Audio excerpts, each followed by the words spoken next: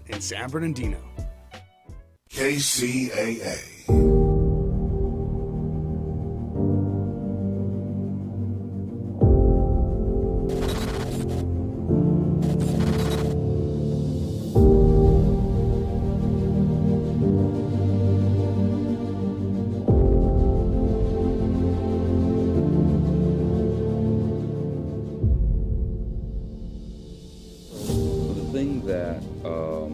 I think that has always been missing with regards to our discussion on the impact on movements within the African American community, specifically what I consider to be the heyday of the black movement, being primarily the 60s and 70s, where we're talking about the Black Panther Party, we're talking about the SNCC, the SCLC, all these organizations that we talk about and their impact on Black America today. What is way too often left out of the discussion is the impact of the Nation of Islam. Now, before I begin to start discussing the Nation of Islam, I want to give a couple of disclaimers. And it's not a dig on the nation itself, but first and foremost, I'm not a member of the Nation of Islam, never been a registered member of the Nation of Islam. In fact, I've never been to a Nation of Islam temple. Very much a fan of Malcolm.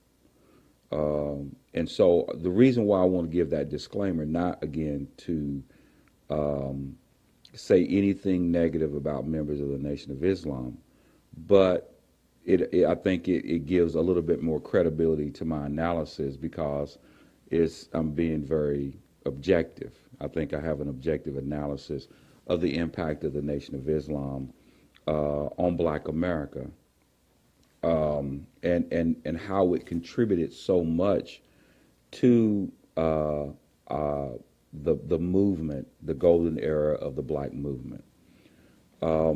So the issue is, and this is beside the theology of the Nation of Islam.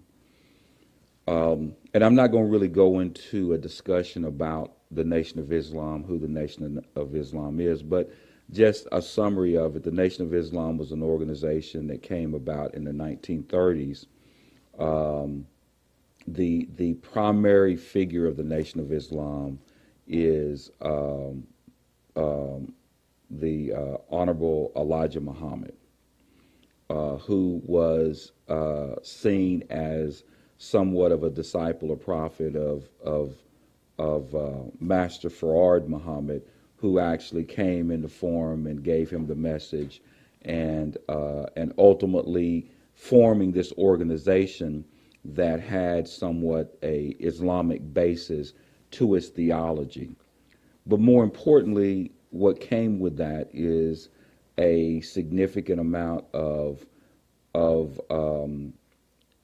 doctrines as it related to Black people and a way of life other than the traditional lobbying the government to provide us freedom, to provide us and make those rights wrong, to be able to integrate into the schools, to be able to go and sit at their lunch counters, to be able to vote, which is important, to be able to do all these things in order to allow Black people to do what is seen as full citizenship in this country, as citizens, and who have contributed so much to this country and the building of this country from its blood, sweat, and tears.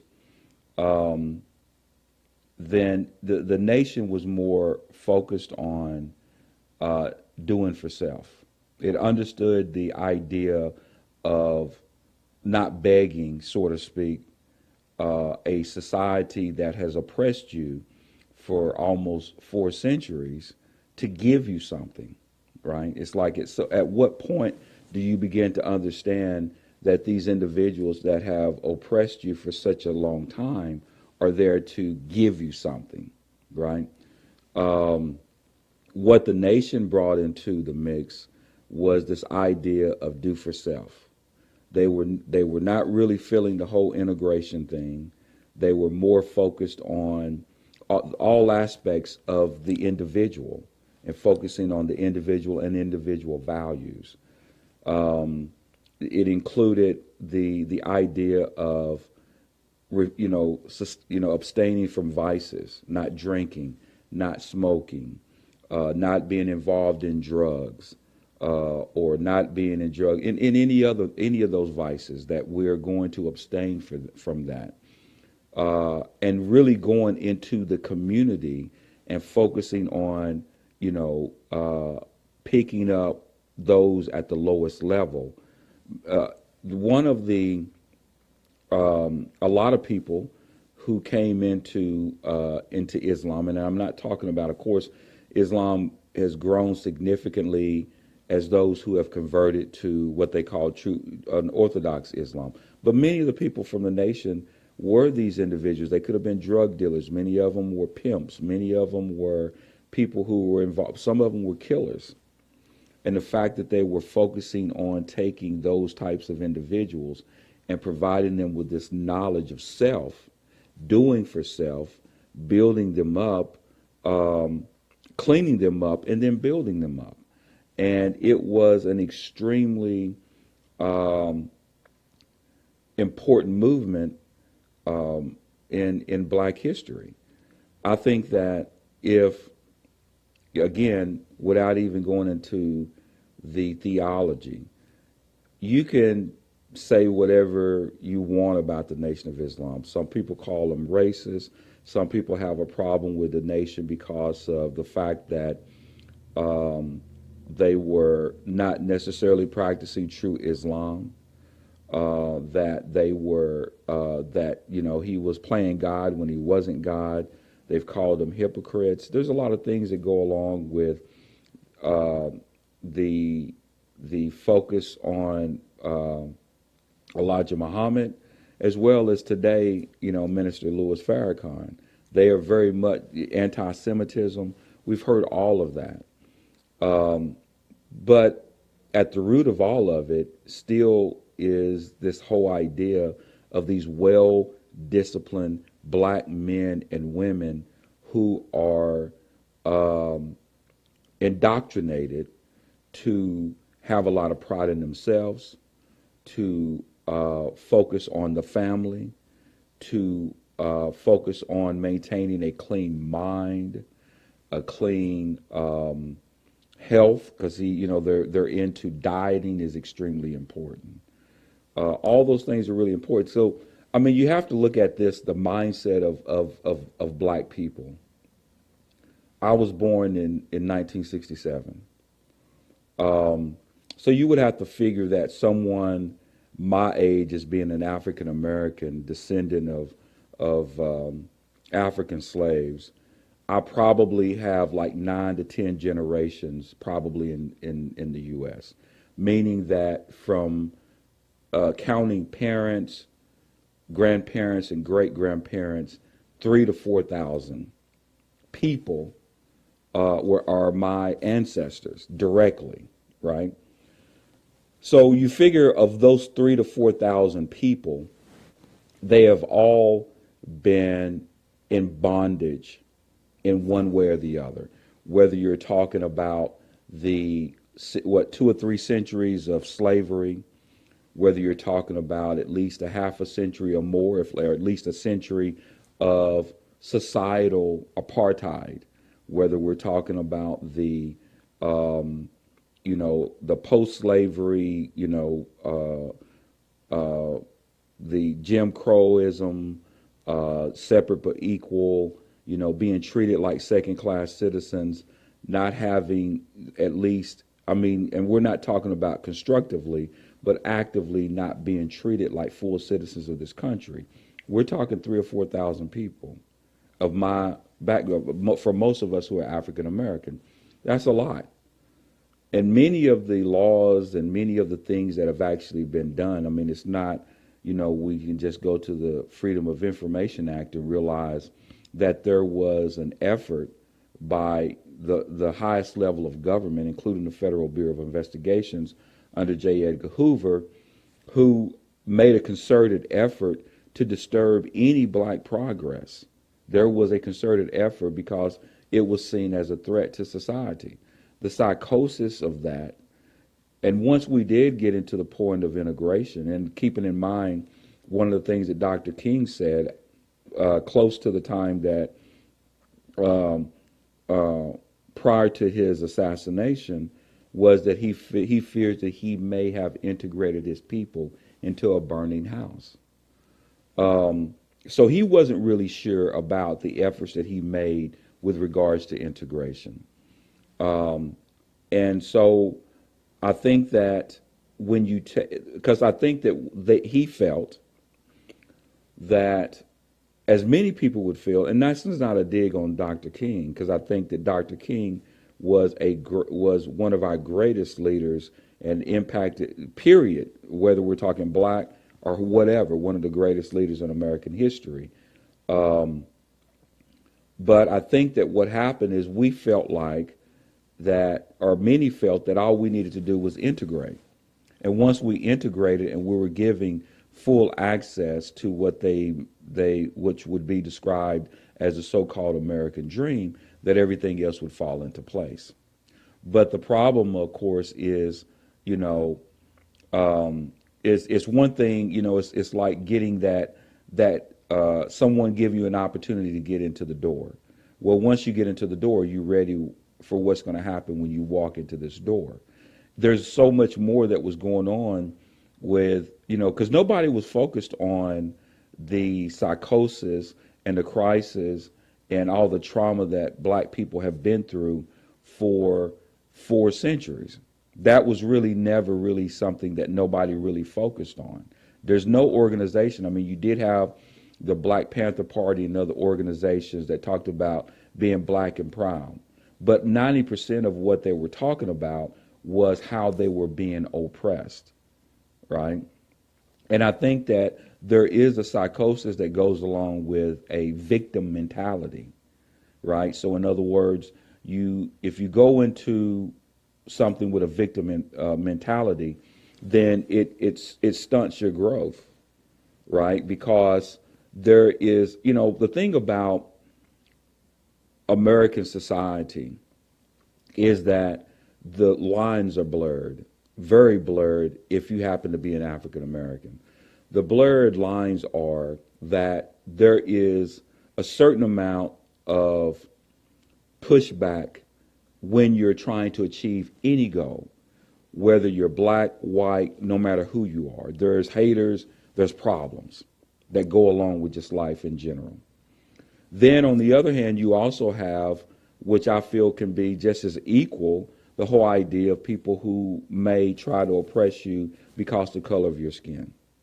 So now, how do you navigate the pushback that is the result of just anybody's journey, and the pushback that is either contaminated by also what goes along with the typical pushback, with also that additional problem of some of it oftentimes being because of the color of your skin, or those sort of things. So it's very difficult to navigate that. That's what makes it very difficult. And so oftentimes when you can't help but having the PTSD of being black in America and truly understanding, that's the one thing that sometimes becomes the drawback of being a conscious, is that once you become conscious, then to some degree it impacts your thinking, your analysis and your thinking process, because you realize that that race goes in to really, people want to tell you, and there's a lot of people who disagree now today, says race doesn't matter. That's just something, it doesn't matter. I'm an American. race really doesn't matter. Um, and it doesn't matter just simply because you don't want it to matter. You know, racism I mean, black culture was in many ways a reaction to white racism.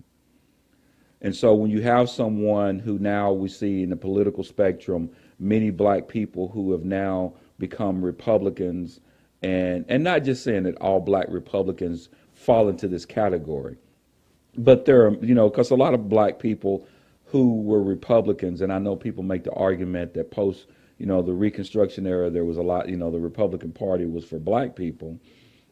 You know, we realize that that seems like an empty argument because we know that the idea and philosophies of parties have switched.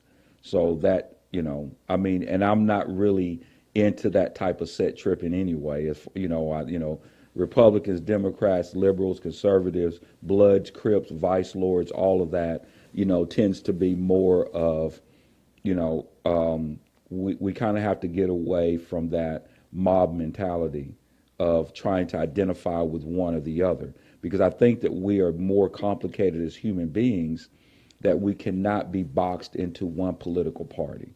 However, I think that when people go to the Republican Party and make statements such as, or even Democratic Party, whatever your philosophy is, or independent, and say that racism doesn't matter anymore, racism does matter. However, you know, because you can walk and chew gum at the same time. There's one thing to say race doesn't matter, but it's another thing to try to figure out how to navigate it and how you're going to allow that to impact your success, right? And I believe that's where the doctrines that came in from the Nation of Islam of doing for self. But another thing that's really important is the values that came with it. The values that came with being in the nation. Now, values is not just necessarily, you know, is not just a Nation of Islam concept. Obviously, values was basically part of different, you know, social, economic. You know, it's not limited to that, but when we think about the values that we had as we think about the family, the black family at that juncture, prior to as we go into the 1970s after the passing of the Civil Rights Act, when we think about the issue of how we respected our parents, how we respected our elders in general, how we just had respect for ourselves. You know, there's things you did and you didn't do. I mean, those are things that we basically have gone, that, you know, we don't focus on anymore. That's not part of the discussion. And however, but at the same time, that is where we are continuing to have the crisis that we're having in Black America. Now, someone can say, well, whatever is going on in Black America, it's not racism, it's what black people are doing to themselves, right?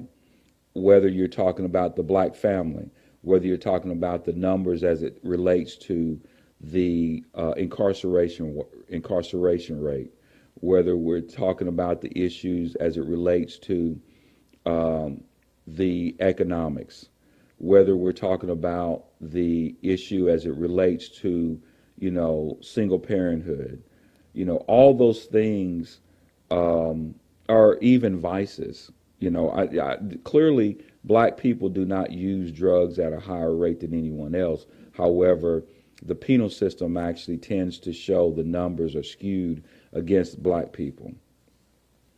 And so, you know, as we keep those things in mind and as we're beginning to make truly, if you want to make a difference, because there's people who, for example, are saying, you know, we have this thing called cooning that we talk about among black people, where we're saying that basically, you know, you've left the black community, you're not really committed to the community, you're dating outside of your race, Um, you're, doing all these things, and we're talking about whether you're talking about black nationalists, Pan-Africanists, any of those things. Though, what's absent in those movements? What's absent in Pan-African movement? What's absent in the black nationalist movement? What's absent in many of these movements that we're having where we're talking about black collectivism? Black collectivism is going to be very limited as to the progress of all African people if it does not focus on values and it doesn't focus on discipline. Because the self destruction is an issue that is affecting all of those movements. Because we're talking about a mindset, right? However, the discipline is the most important part of the whole movement. It's just like we understand money, and money is not going to, now there's a big focus on getting the bag. You know what I mean? So that's the whole thing. It's like, now I know how to get the bag. Make your money. Because now we believe that getting the bag is somehow related to something we didn't do before. Black people didn't know how to make the money. Make sure you get the bag. And so when you think about the whole idea about getting the bag, we teach our children about investing. We're starting to say, well, let's teach our children about real estate. Let's teach our children about generational wealth. There's a lot of money in the black community, where it's trillions of dollars that we spend in consumer, as consumers. But if you lose your values in the process, you're not going to see any progress. I mean, let's look at what we're thinking. What do they go after black people for when they become successful? Whether you're talking about Bill Cosby, whether you're talking about Diddy now, whether you're talking about all these individuals who got, and I'm not saying this, it's clearly you have people in the white community who are actually being being arrested and in the media for the same thing. But we don't have that many people in the black community that got that kind of money. And when they do get that kind of money, it's always things that relates to their values. Even when it came to Dr. King, I mean, when there was, and the COINTELPRO, they were listening in on Dr. King to show that he was a womanizer. You know what I mean? That he was cheating on Coretta Scott King. They were trying. That's been a tactic in this country for a long time, to take the best of us and to try to show everyone else to bring that person down. But the people who are actually making, who are criticizing these individuals the most happen to be black people themselves. So if you go through YouTube and you start seeing individuals who are giving these podcast interviews, many times they're giving interviews at the expense of other popular black people by trying to just throw shade on somebody else. So it then goes back to the whole idea of values. I mean, of course, if that's not the focus of the community, is values, then it's going to continue to be this crisis among the numbers among black people in prisons are increasing. How is it that we are now having more so-called economic power, but we continue to see African Americans being charged? And one could say that it's because the government targets black people more than they do other people. That is an argument. But I would submit that the issue is really more focused on, we kind of, we didn't know the assignment. And I think that had there been a combination of the underlying values and do for self policies and doctrine of the Nation of Islam that was more um, adopted by some of the other organizations, then I think that we would have been gone a lot further in where we're going. Because that's what we taught our kids. I mean, a lot of people that came from the generation before me just felt like that if you send your kid to school, they get their education, they go into the job market, they make, maybe get a good job, and then they're going to be fine. And then that generation taught their children, well, I'm going to give you materialistically the things that I never had. I'm going to allow you to see things I never had. And each generation continues to go through this path. However, what some of our ancestors had was something that you couldn't buy, and that was a values. The values that you get from struggle is sometimes not passed on from generation to generation. And because you're not having this, it's just like now. I mean, we live in a different time. We know how to co-parent, and everything's cool with that. We're cool with co-parenting. It's a new generation. The traditional family structure is something that we really don't honor. You know what I mean? Whereas it should be, you're embarrassed to go bankrupt, but you're not embarrassed to leave your family. And to me, that's crazy, right? I mean, if I lose my mansion, I'm embarrassed.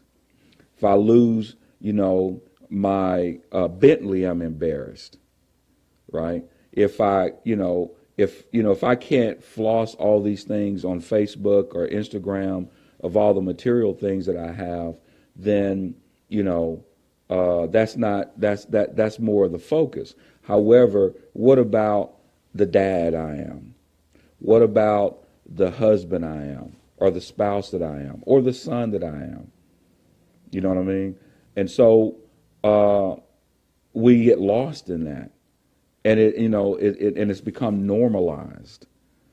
You know what I mean? And it's amazing about the things that embarrass you today, or what we tend to be, what we tend to focus on when it comes to our ideas of success and our ideas of fulfillment.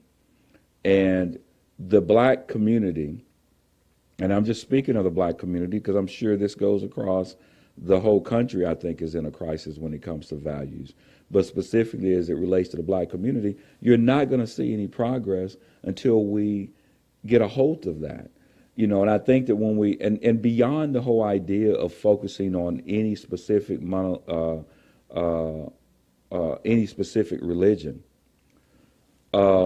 even when we talk about religion, it's a different discussion. What we're allowed to see even in the church, and just also when I talked about that I'm out in the nation, I am a Muslim, and I try to strive to be the best Muslim that I possibly can be, and have as much. And part of the doctrine of me being a Muslim is having faith in my Creator and being focused on that, giving me that spiritual foundation, and doing the right thing. Nowadays, that tends to be, we've blurred the lines between our, what's right in the church and the masjid and the temple. So now we've got, and now you can't even, the problem is, even in this country, you cannot attack people who are doing things that tend to be wrong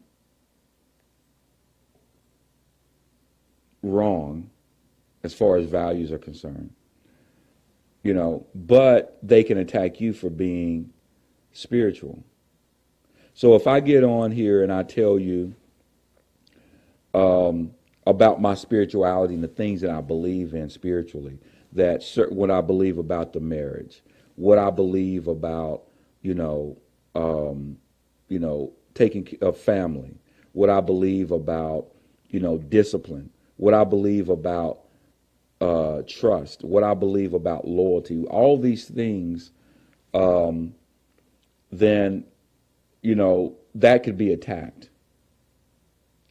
However, if someone gives you the opposite opinion, and we had this discussion, I'd get counseled.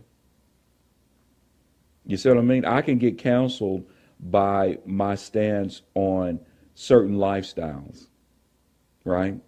I mean, I could tell you that I'm a peacock, right? And I'm not going to go into my ideas, but I can tell you I'm a peacock.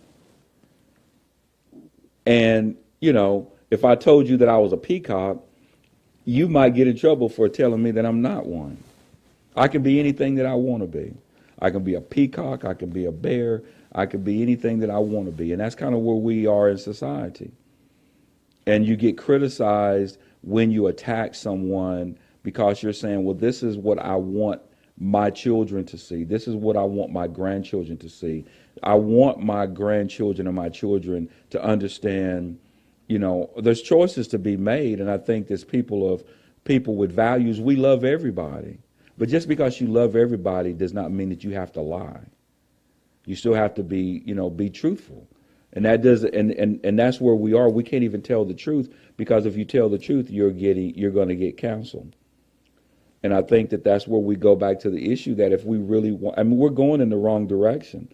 And in fact, I think that there are people who understand that we're going in the wrong direction and really don't have the answers, because we're going in the wrong direction at a rate that people aren't really able to digest it.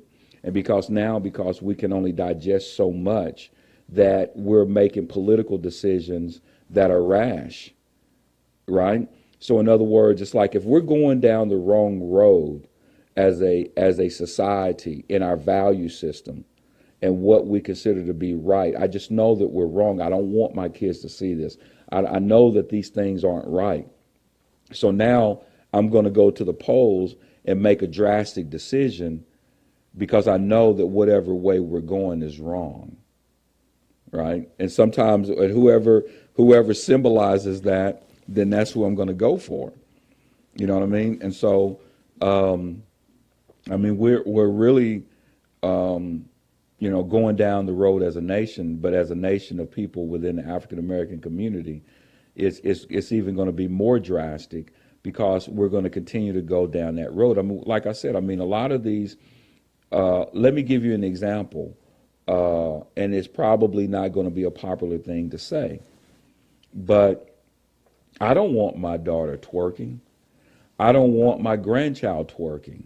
I don't want my grandchild to see another woman not fully clothed on a stage in front of a bunch of people, exposing herself and twerking. I don't think I just don't think it's a good look. I don't think it's a way that we should be raising our children. I don't think it's not good. But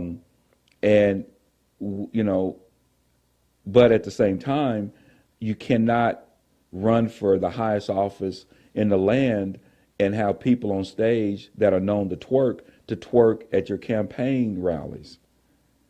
You see what I'm saying? And all it does is it adds fuel to the fire. What's wrong with Stevie Wonder performing?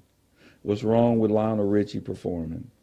And now what we want to do is at the expense of the bag, we're willing to sell our souls. And is it worth the outcome? You know what I mean? So, is it okay? It's not okay. I just don't think it's okay.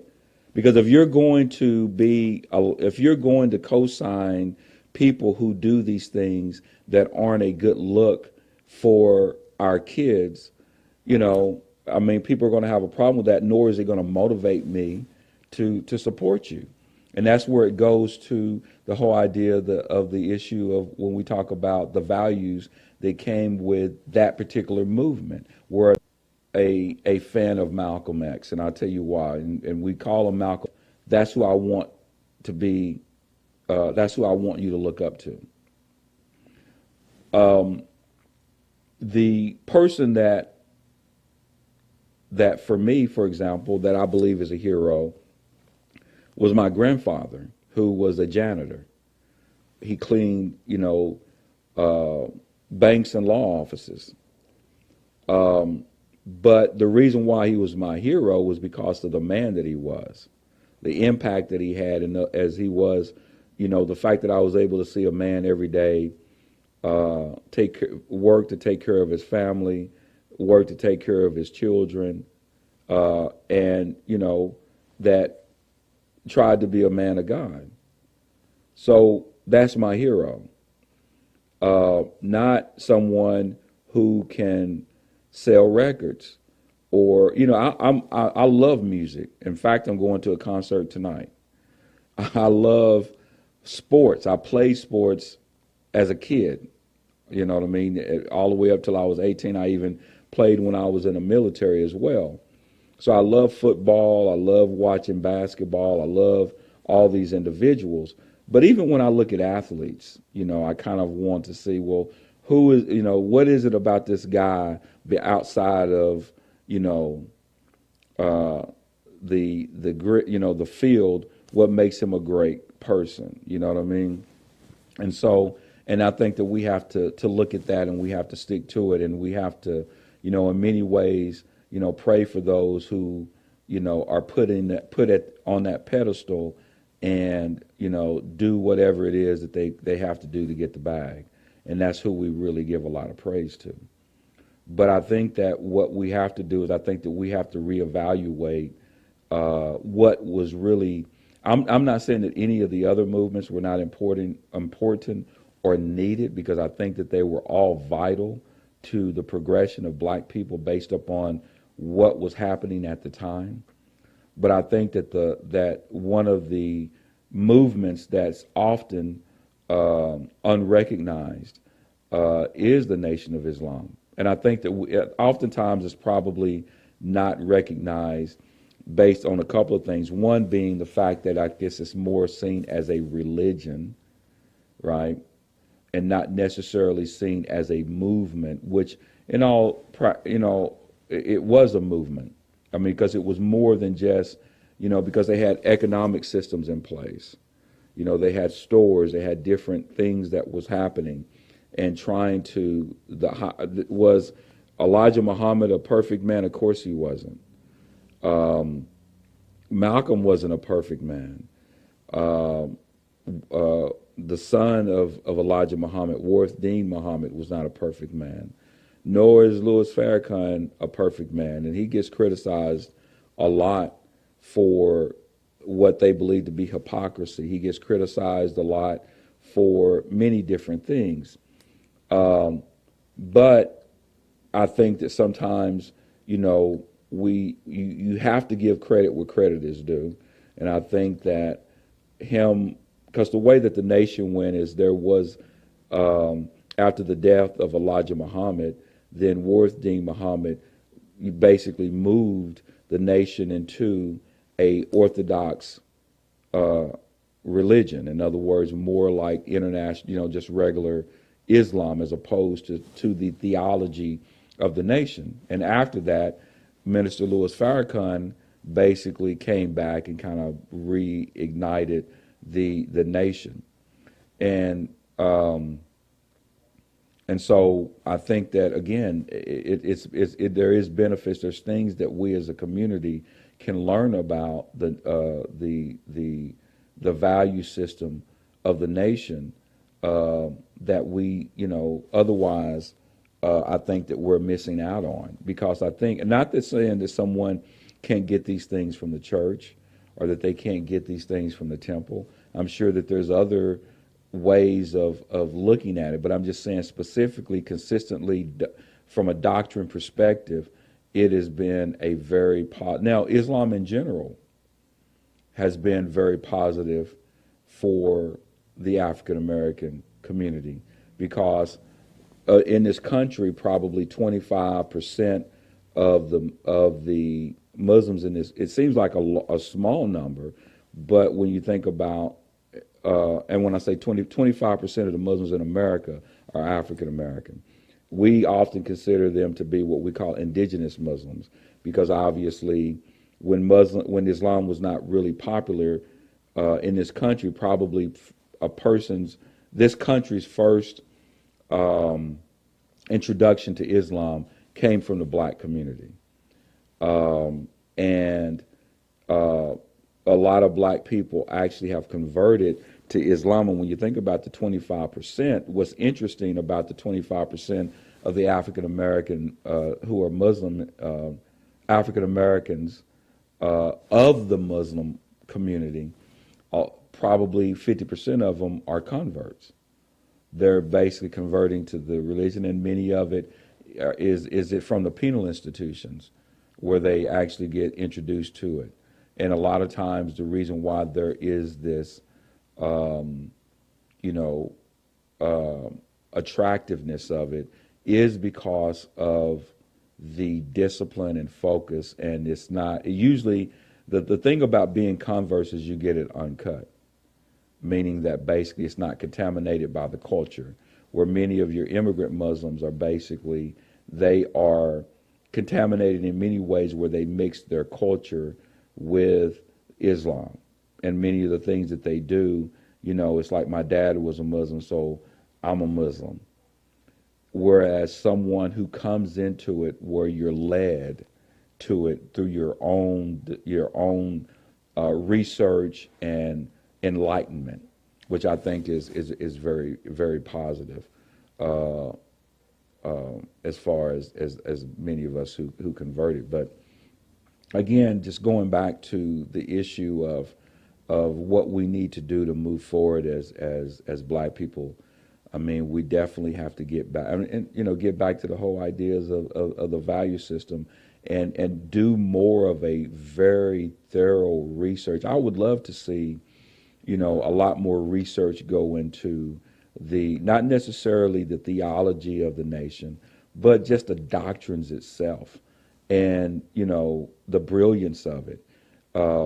It started early, like in the 1930s, and obviously it really grew in popularity in the 50s, especially when Malcolm became, a member and got out of prison and became somewhat of the national spokesperson. And we have to remember, many of us who, are inspired by Malcolm, most of what you heard was during the time period that he was with Elijah Muhammad, and that he was speaking a lot of what he was talking about came from the ideas. He was a better speaker than the Honorable Elijah Muhammad, and he had a great way of conveying the message, and he did, and the numbers just dramatically grew when he came to the nation. But again, going back to the idea of the doctrine of doing for self, the values, and your mental and spiritual, health, has to be at the forefront. And I think that if we begin to start doing that analysis, because just imagine if we had, like when we talk about the issue of police brutality, we talk about the issue of the economic crisis, the family crisis. We talk about all those things that we're dealing with, and what would fix that? America's not going to fix that. America, no matter what happens, is, they can get their knee off your neck. That would help. And reparations, I do believe in reparations. I think that money is owed, to be honest with you.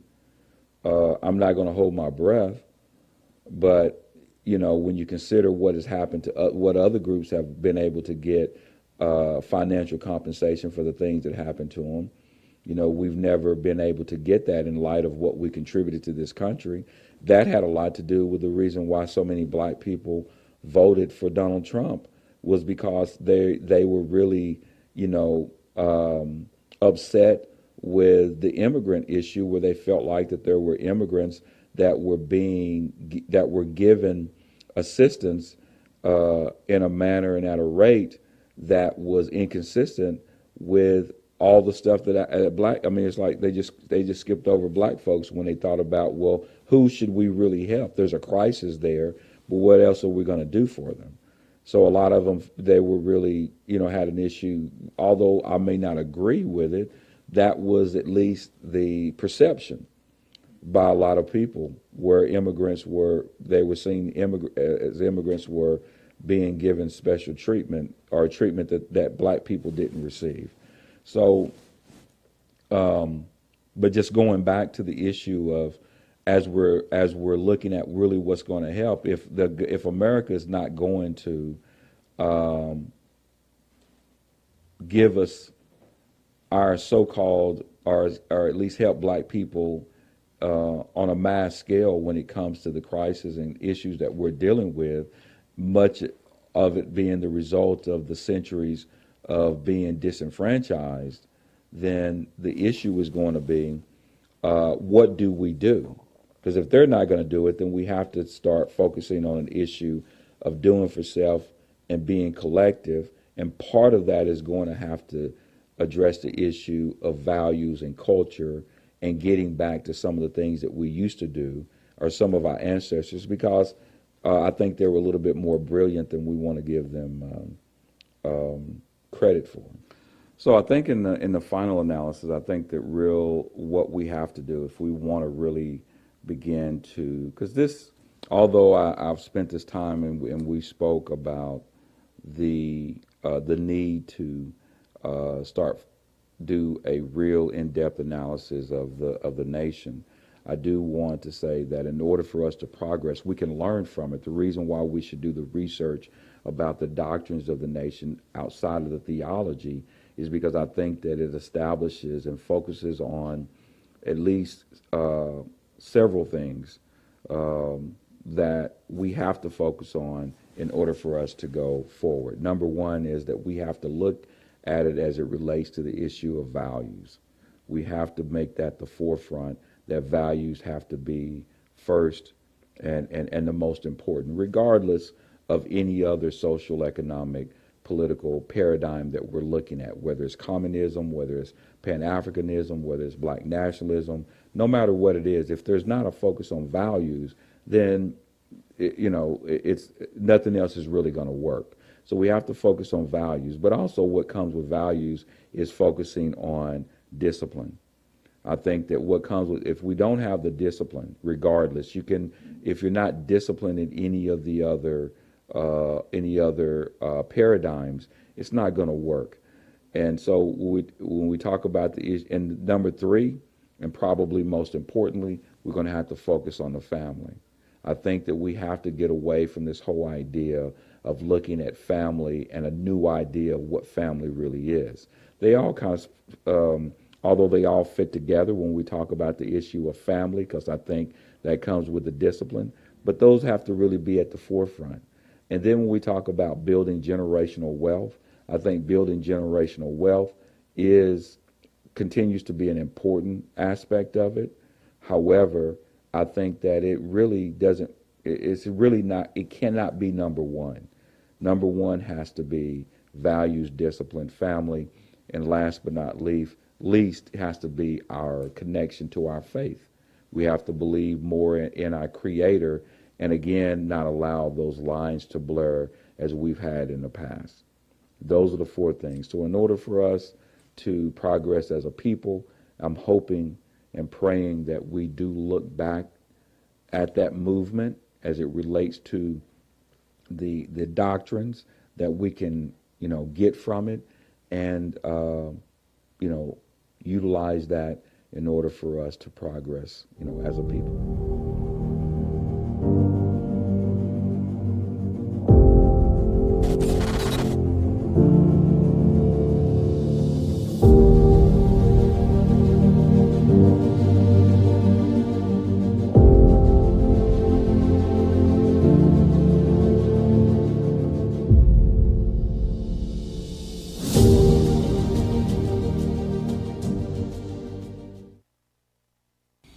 And so once I became an attorney and opened up my own law office, then my whole idea, my whole mission at that point was to do to make this difference, to make the change in the world. I understood this was my purpose. I understood that I was supposed to change the world. How I was going to do it, I wasn't quite sure, because as we know, there's so many different things that you can do to actually change the world. I did not feel safe. That's why I decided to come here to California, because I didn't feel safe in Mexico. It's kind of like the system, and if you go outside the system, then it becomes a struggle. He's tenacious in his pursuit of justice for people, and that is refreshing in this day and time. I crossed the border back in 1999. I was kidnapped by Americans. They held me in their house with my daughter for 2 weeks, locked in the room. The whole idea of being someone within the system that's trying to make a difference and make a change, there's a lot of resistance to that by the so-called system itself.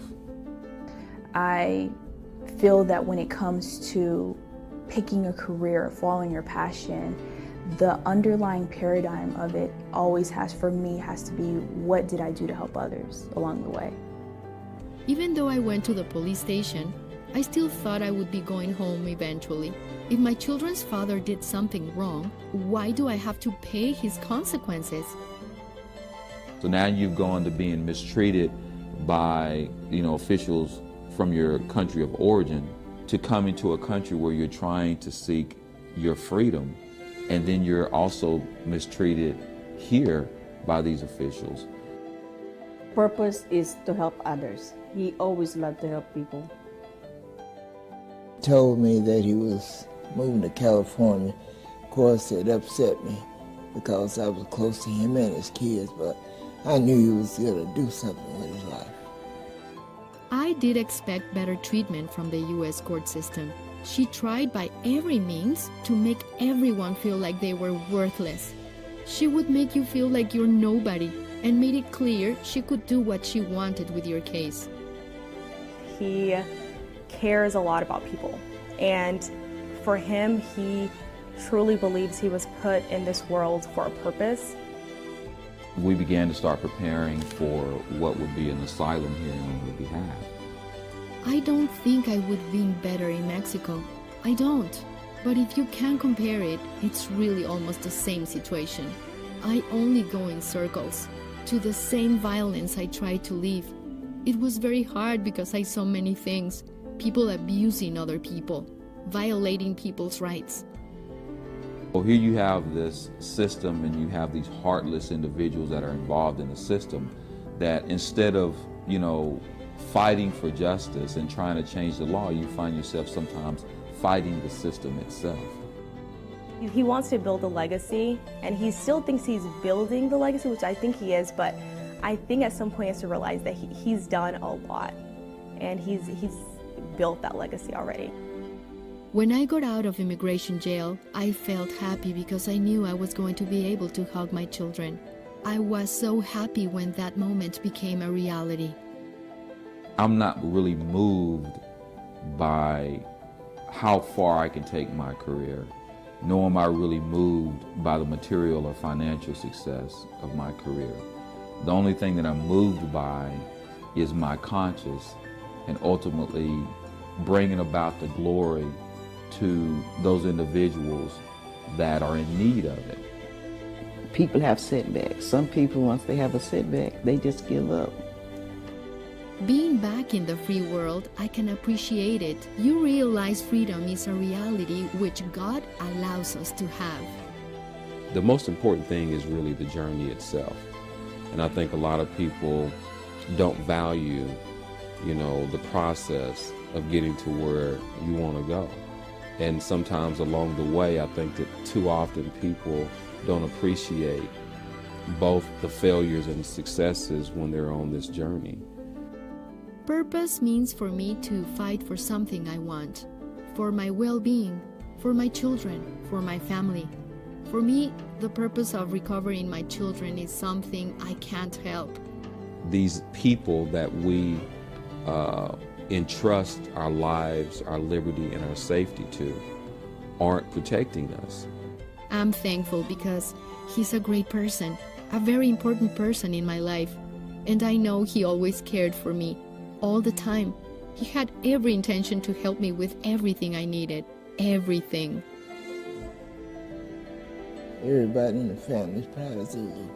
He's accomplished everything he wanted to, and more. There's two types of people. There are people who give, and there are people who take. I mean, some people, they come through the world and basically all they do is take. The world could exist with you, or the world could exist without you. And then there's some people that come along and basically they figure out ways to help other people. They give.